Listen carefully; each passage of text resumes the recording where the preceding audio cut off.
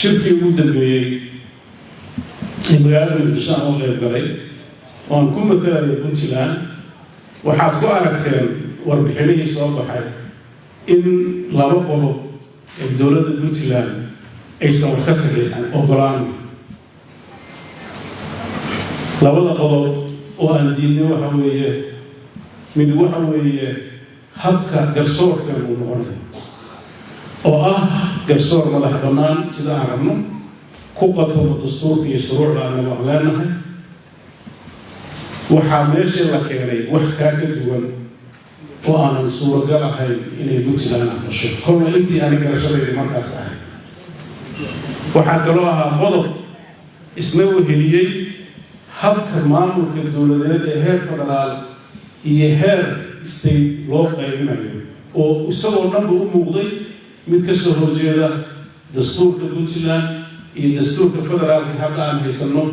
iyo doonista iyo caqliga federaaleynta ee dalkan uu diyaarka u ah waxaa meesha ka soo baxday qorshe u eg in mar labaad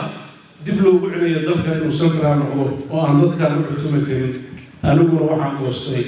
awoodeyda dastuuriga ma ahayn go-aanada noocaas hore inaan qaato inaan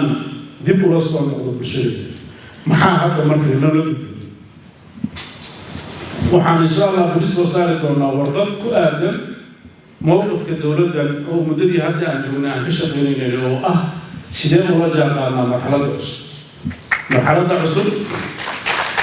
waxaan ula jaanqaadaynaa annagoo ahayn dadkii midnimada Soomaaliya dhaliyay dadkii midnimada iyo dowladnimada Soomaaliya ka shaqaynayay dadka nidaamka federaalka iyo dowladnimada gundhiga u ah maxaan rabnaa marka bayskeena annagoo ilaalinayna midnimada dadka Soomaaliyeed iyo dowladda federaalka qawaaniinteeda iyo shuruucdeeda dowladnimo dowladda Puntland waxay hadda kadib diyaar u tahay in ay kula shaqayso dowladda federaalka waxa dastuurka iyo dasaatiirka labada dowladood ay qorayaan waxaa kaloo diyaar u nahay inaan wada xaajood ka galno waxyaabaha dhiban ee hortamidka waxa ugu muhiimsan oo halkaa ka soo baxay waxay ahayd in la rabay dastuurka in la dhammaystiro iyadoo qadiyadii Somaliland aan meesha lagu soo qaaday oo ay ka dhigan tahay in gobollada Sool iyo Sanaag la doonayo in Somaliland iyadoo oo maqan gacanta loo geliyo oo sharci laga dhigo taasna Puntland ma aqbalay qadiyadda Soomaaliya waa qadiyad isku xiran waxa ugu horeeyana waxa weeye Puntland iyo Somaliland qadiyadooda horta meel in lagu furo dhulka ka maqan Puntland la soo celiyo dadka Puntland dhibaatada loo geysanayo ka niraano xalka Soomaaliya siduu imaanayana albaab sugida laga galay albaabka kala duwan aan laga gelin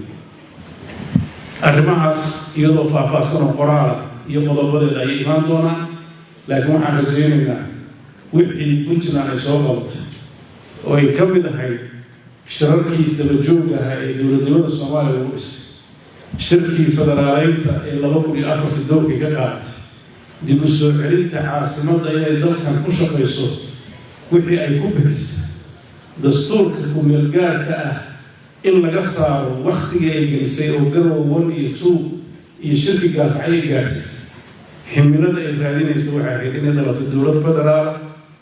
oo dadku wax wada leeyihiin waxna kala leeyihiin dadku ku kala qaboobo dadka aan la barakicin dhaqaalaha iyo horumarka